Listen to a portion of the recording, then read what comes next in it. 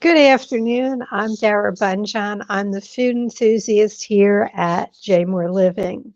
I'm a food writer, food stylist, PR maven, and a frustrated baker.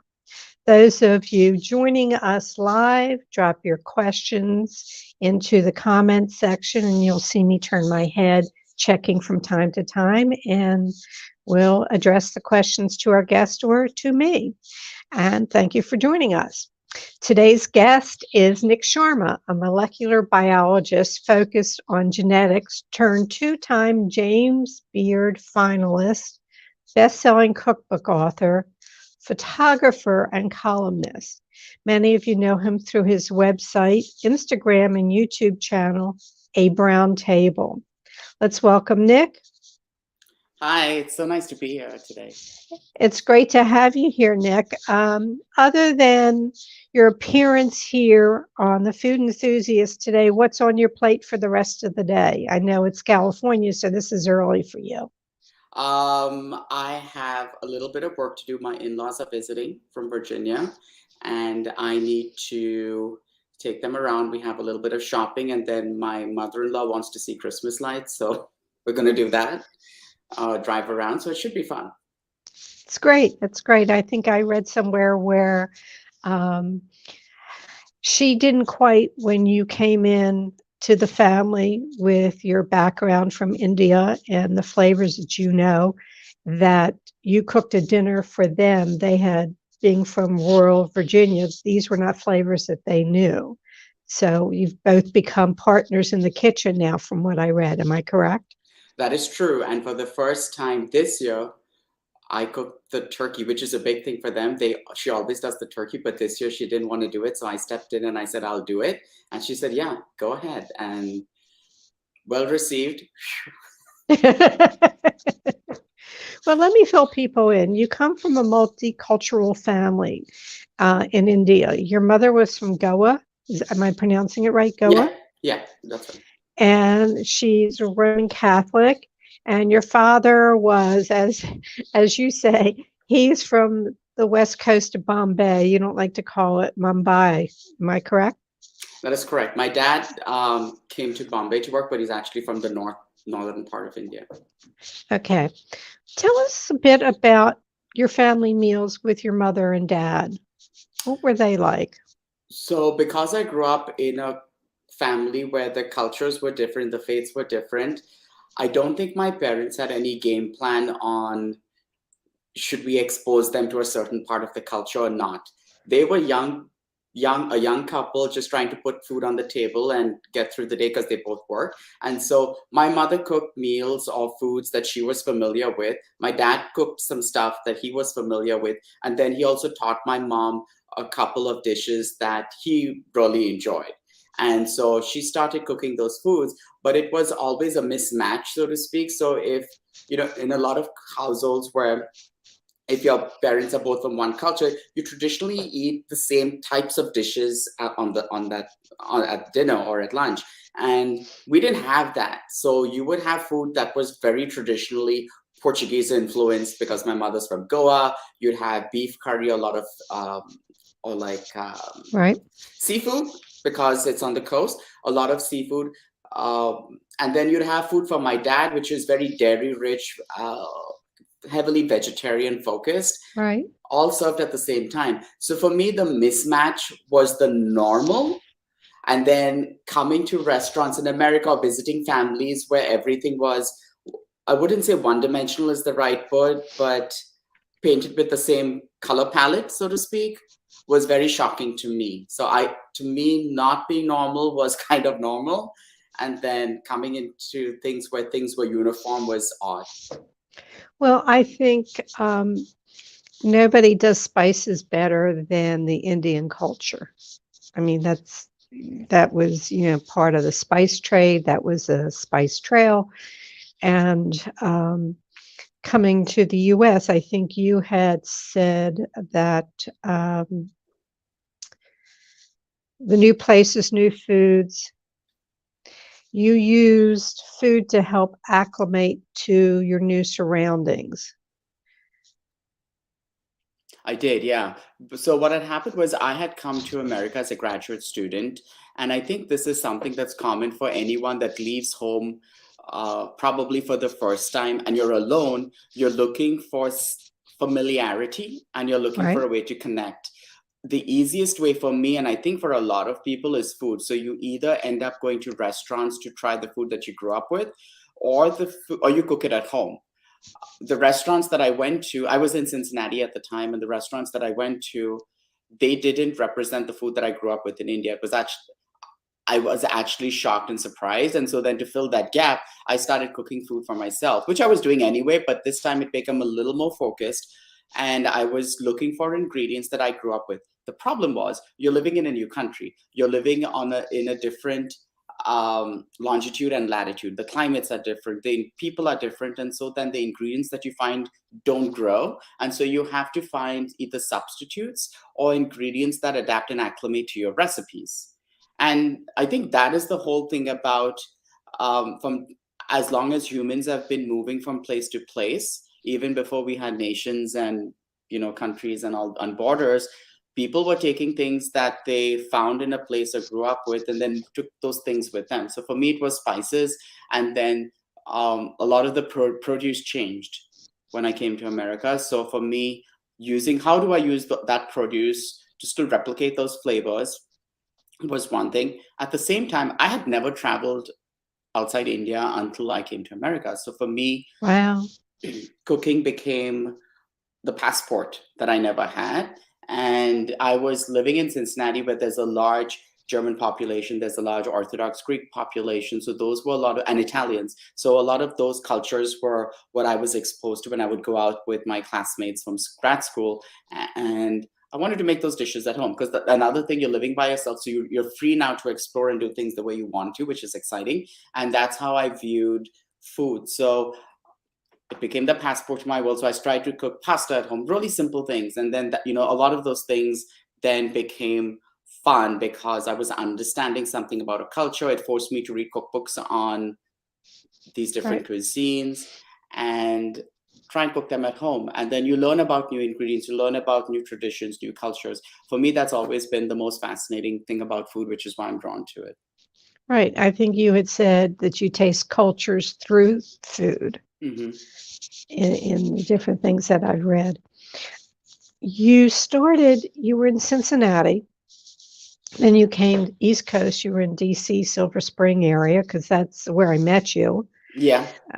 Um, I think we both had just started our food blogs when food blogs had started. I'm assuming, when you came, you weren't doing the food blog when you were in Cincinnati. Am I correct? No, I started the food blog when I was at Georgetown. I was studying at Georgetown, but also working during the day as a researcher. I was just entrenched in academia. I needed something else to do. And that's when blogs, like you said, had started out. So I turned to blogging. Right. And I've always said it's the zen of cooking. When I worked full time and I came home and I was stressed, I'm chopping and cutting. There's a interesting story. I'm tense, whatever, and my husband comes in the kitchen and he says something to irritate me, and I hold up the chef's knife. Now, he was 6'3" and he looked at me and he laughed. I says, "I can squash you like a grape," and he walked out of the kitchen. But that cooking, that prep, that mise en place to focus in on something, take your mind off. It really is. I think a lot of people would sit there and saying that process of getting food prepped is their downtime, their time to sort of zen out. When you were in DC, I met you at a covered dish party. Mm-hmm. Oh my gosh, And that's been a while. yeah, I remember what I made. Ah, I can't remember anybody else's. I did Millionaire Shrimp. It had Szechuan peppercorns in it. And at that time, I was pretty early on for Szechuan peppercorns and coming forward. Let's see. Let's talk about cameras. okay. Your father was a photographer. Mm-hmm. Okay. You called him. So even when you started at Brown Table, the food blog, your photography was insane. It was beautiful, and you've been recognized all over the place for what you do with a camera. Um, but starting the Brown Table, you were very honest about who you were, what you were, Hmm. and you got past some tough times with people making comments. Am Hmm. I correct? You had some trolls? Yeah, so I think one of the things that never prepared me for the blog, first of all, the blog was something I was just doing for fun. It wasn't meant to be a career move by any means. I was quite focused on my career in science at the time. And with the blog, I didn't realize how vulnerable you become because you put yourself out there. And I've never been one to shy away from who I was because for the longest time as a child, I was made to feel ashamed or uncomfortable about my background, my heritage. And then I had come out when I moved to America when I was in Cincinnati. So there was another thing that I was ashamed of, but then I had come to terms with. At that, as you become an adult, you realize a lot of these things are not important. And but the blog was this medium where it made me so vulnerable because I was sharing a part of me. I think a lot of people think sometimes for many food writers, we're just sharing a recipe and walking away. But for the people that are emotionally involved in their recipes and sharing parts of their culture or their home life, they're putting themselves out there. So you become vulnerable in a way, and you don't want to hear comments about how your skin color, what your skin color is. Because I was getting a lot of comments about the color of my skin, um, nasty comments about them looking like dark burned hockey pucks and stuff like that. And I wasn't used to that because I come from India, first of all, where everyone predominantly was brown skin. So this was a very odd thing for me. And then the other thing was my sexuality. I've always been open after I came out. I didn't want to hide who I was. I also didn't want a readership where I'm going to hide from you. At the same time, you really don't like who I am. I don't need you to follow me. So that was something that I was very upfront about. Like, I'm openly gay. This is who I am, and I'm an immigrant. And then comments started flowing in. And that was the part that I wasn't used to because it's easier for me to deal with people face to face. But online, I think when people comment, they feel very confident in their comments, and they say the meanest things, not realizing how it affects a person's day. And other people who were reading it, the trolls. You were very brave to continue because you could have shut it down. But you have a talent, you have a passion, and you're putting a lot of things out there for the general public to accept and enjoy. Your first book was Season, Big Mhm. Flavors, Beautiful Food, which I'm losing my earpiece here. Let's see, here we go. And not only were you creating recipes for this book, you were doing all the photography, you were doing all the food styling, all the equipment and plates and things like that. That's a heck of a challenge to do just to do the book and get it out in time. Um, the photography, I'm sorry, I keep losing this earpiece. Let's talk about your photography. James Beard for Season nominated for the photography, ICP nominated for the photography. You won one of them for a season, and your, most recent book um, is also nominated for the photography as well. I don't know where I'm leading with this, but any tips for people that, we're all out there with our phones trying to get that perfect shot, make that food make people's mouths water. I think the most important thing, and this is the tip that I got from my dad. So, to be upfront, my dad's actually never taught me photography. I really enjoyed photography after I got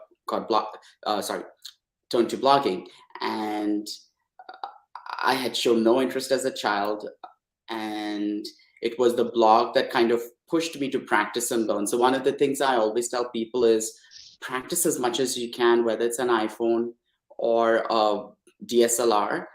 Don't start big, because I never started big. When I had the blog, I started out with one of those point and shoot cameras from Nikon, and that's what I used for the longest time. It was only until I signed my first cookbook deal that I went and bought a DSLR for season. And when I got the second cookbook deal, the Flavor Equation, that's when I upgraded from that to another camera. So I'm always telling people, see if you really enjoy it, number one, get a Right. sense of how, one of the things we talk about as food writers is food is an expression of ourselves, of who we are. It's a form of art, right? So is That's correct. photography. And so photography needs to represent who you are. Um, for me, I've always been very direct about my photography, that this is the way I like to photograph food. This is the way I like to style food. Whether you like it or not is a different thing, because art is subjective. Um, for the way I see food always is I love the process shots, actually more than even doing the final hero shots. And so for me, that's what I try to convey. I'm trying to get people to cook in the kitchen. I like to use visuals to teach people so they can imagine themselves seeing cooking my food. And so with all my cookbooks, there's definitely a theme. I also do themes with each cookbook. There's a theme. So with Season, it was a much more emotional cookbook, because this is my first cookbook. The Flavor Equation, my second cookbook, is more of a cookbook where it's about the science of cooking. So that has a different visual style. So I always tell people, whatever story you're trying to convey to people, make sure your photography is actually communicating that. Make Right. sure, Your second book, Flavor Equation, it's the science of great cooking. Um, we went through an era with modernist cuisine with Nathan Myroyd. Was he an influence on you in any way, shape, or form?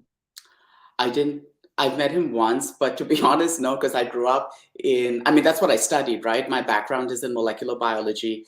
And before that, all my undergraduate degrees have been in biochemistry or microbiology. So to be honest, no. I would say the strongest influences for me in food science have been Shirley Corrier, who's written um, a couple of cookbooks a cookbook on baking and called Bakewise, and then another book on general cooking, Cookwise. So her book, the way she writes, has been really instrumental in the way I think. Harold McGee, who wrote, I won't say like the Bible, but he has written a book that a lot of chefs love, and that's been really useful because it taught me a lot about the science of European cooking, because that's predominantly what it's focused on. And so those two authors, I would say, definitely big influences in my work. But it's also just been my professors in school, and I could not walk away from that, because through them I learned how to discern and critically look at food. Why are we doing things? Because a lot of cookbooks don't tell you to question. And for me, that's Right. something that I learned in grad school, is that you never take anything at face value, you question it. And so that's been, I would say my professors would be my number one influence. Okay. Okay. In Flavor Equation, you talk about our senses. And I found it interesting that you also said emotions play a part in the food, and also sound, which is becoming a big deal now, the ASMR, to people they don't see, but they listen and they go, what is that? Is that bacon sizzling? So the sound of cooking. Why emotions with a scientific book? I think it's a two things. So as a scientist and as a person who's taught to critically look at data, you're supposed to examine things from all different aspects. You're always trying to account for the unaccountable that you don't think about, right? Because one of the things with science and with the philosophy of science is you're getting closer to the truth. You're never 100% there. So with the book is called The Flavor Equation because there are so many things that influence flavor. And I actually haven't even covered everything that I could think of. So what I did was I took a step back and said, what have I learned so far from the food world?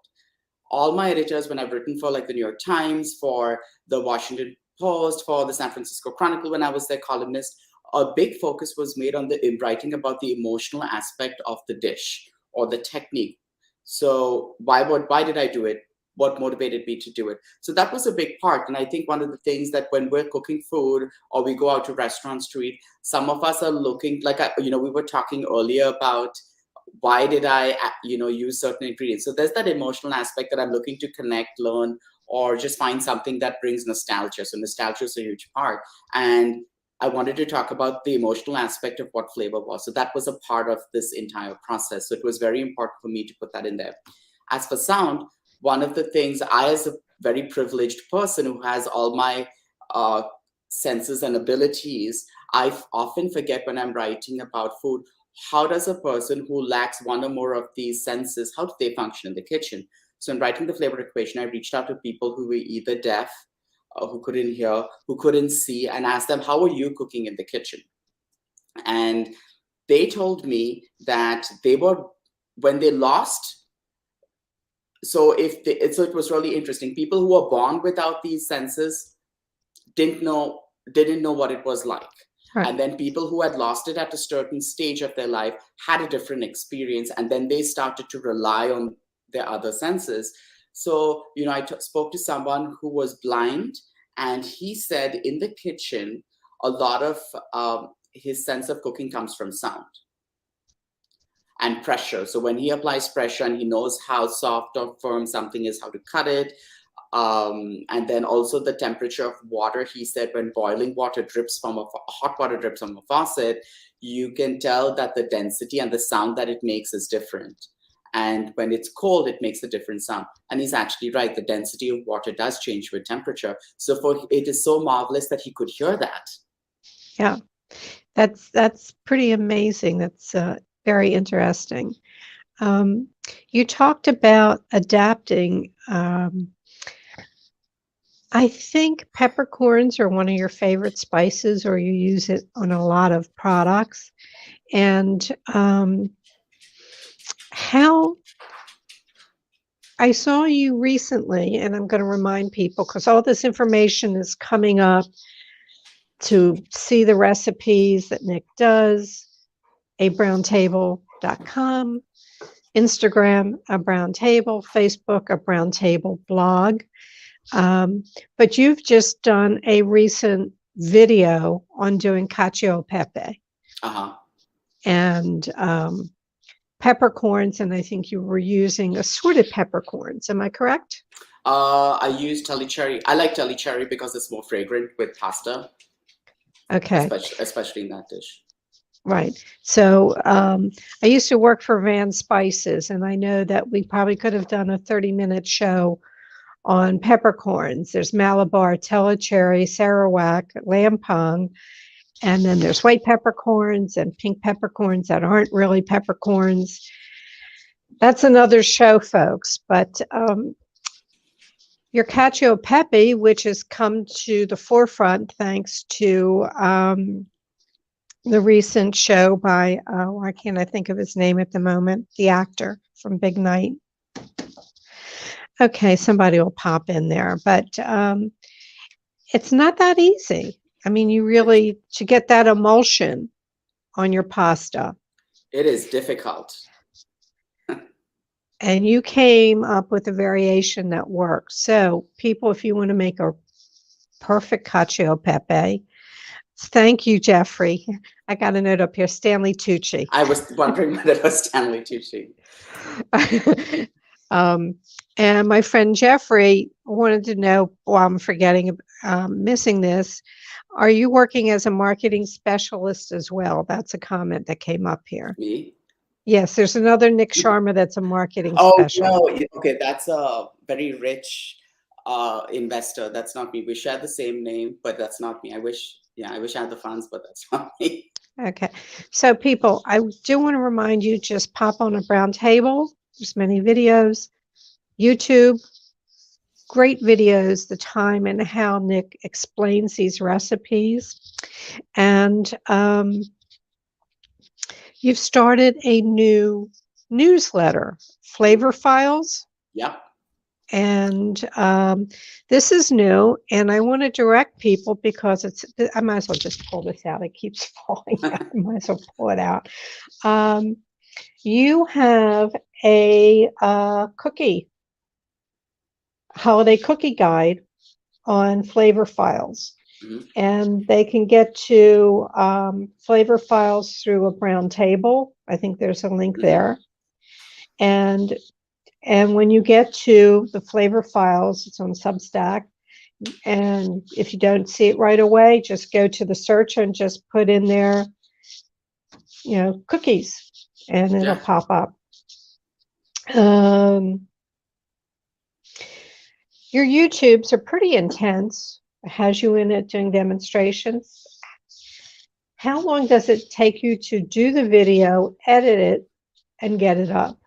It's a lot of work. I don't like doing video, to be honest. I hate it. I love my still photography. I love doing that because I can sit and, do it nicely. Videos are what's popular right now, so I do them.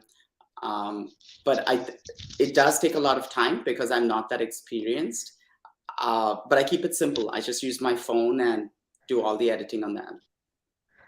Yeah, I was saying something to, how do I put it in when it's going to keep falling out?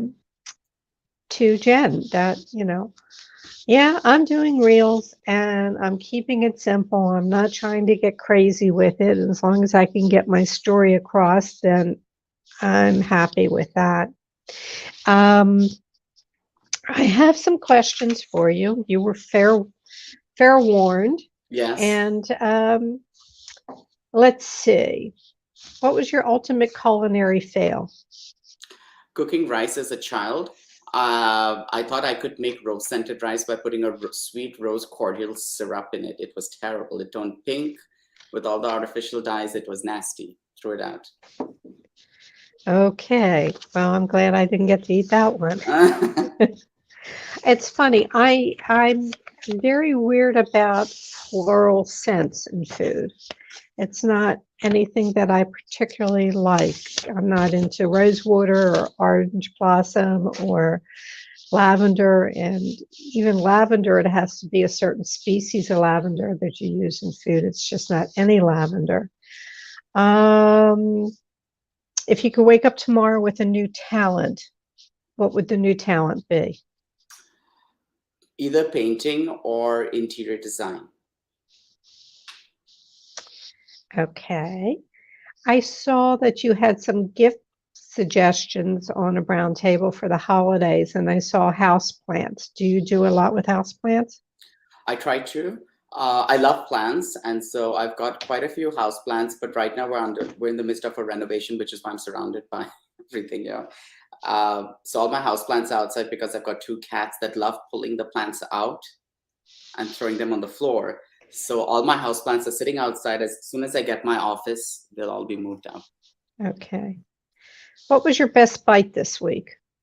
The best thing I ate this week was at a restaurant in Pasadena called Agnes. I had their lettuce salad, which was phenomenal. I know it's so basic to say lettuce salad, but it was the best thing that I've eaten in a while. It had chopped dates in it. I think it was the lemon and honey dressing with shaved Parmesan and smoked nuts. So good. Unexpectedly good. We never know from the simplest things. I had a Clams Casino that was almost old world heavenly. It was really quite good at the Prime Rib here in Baltimore. So just people try to do them, but there's just a certain way. And it was, of course, I could have eaten way more than I split a half dozen. So 3 were, as we say, a lick and a schmeck. That's Yiddish for a lick and a taste. So if you could give your 18-year-old self a piece of advice, what would it be? Be more forgiving to yourself. That's something that I've learned as I get older, is I should have been more forgiving to myself when I made mistakes, and paid attention to them more. I think we all, we come down harder on ourselves than we do on others for errors. We can more forgiving for others, but not for ourselves. Okay, so What question didn't I ask you that I should have?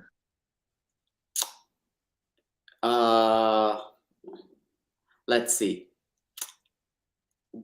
Do I like? I feel like people always get surprised if what foods do I not like. Okay, so what foods do you not like?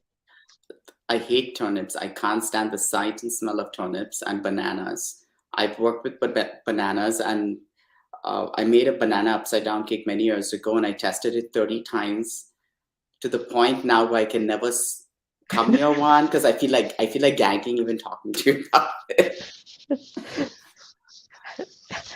I once wrote a story on the best fuzz in Baltimore.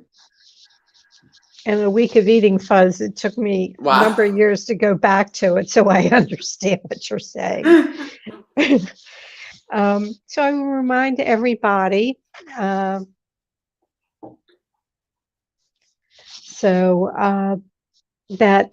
Nik, YouTube, a brown table, Instagram, a brown table, Facebook, a brown table blog, and check out and sign up for his new e-newsletter, which is on there. And what was the name again? I'm sorry. The Flavor Files. Pardon me? The Flavor Files. The Flavor Files. I'm sorry. That's okay. I'm at the age. It's gone. But I thank you so much. And I know I probably could have talked to you way longer, and I appreciate you sharing your time. The best of the holiday seasons. And I have an unusual sign off. I go, moi, thank you. I love that. Thank you for having me. It's been such a joy. Yes, it has been. Thank you all. And let me fill people in. Next week's guest will be coming to you live from Phnom Penh, Cambodia. Cookbook author, culinary historian, founding member of the Southern Foodways Alliance and Carolina Gold Rice Foundation. He is a culinary consultant, sometimes referred to as Hoppin' John. John Martin Taylor's new book, Charleston to Phnom Penh, A Cook's Journal, is just being released. It's a compendium of his culinary journeys along with recipes. He's lived all over the world. It's quite fascinating. So he is. And so do tune in next week. It seems that the J. Moore food issue disappeared toot sweet off the shelves and the stands. Let me grab it just in case. There we go. So I had mentioned last week about my feta torte. You can find the recipe downloadable on jmorelivings.com page. Go to the search thing and say feta torte, and the recipe is there for your taking, and it'll feed many people, and I love it. Let me know if you make it and how you enjoy it. And if you need to reach me, you can reach me at the email food@jmoreliving.com. My Instagram is @Dara Cooks. All shows are immediately archived in video form on J. Moore Living's Facebook page and jmoreliving.com. Feel free to dig into our archives and watch the many videos. I think we're up to 138, and this is year 3 with J. Moore and doing the shows. We truly appreciate it when you share the show with friends and family. It helps it grow. So, moi's to you. And as I like to end my show, and mean from my heart. And we have Hanukkah coming up. So happy Hanukkah. May your plates always, always remain full. See you next Thursday.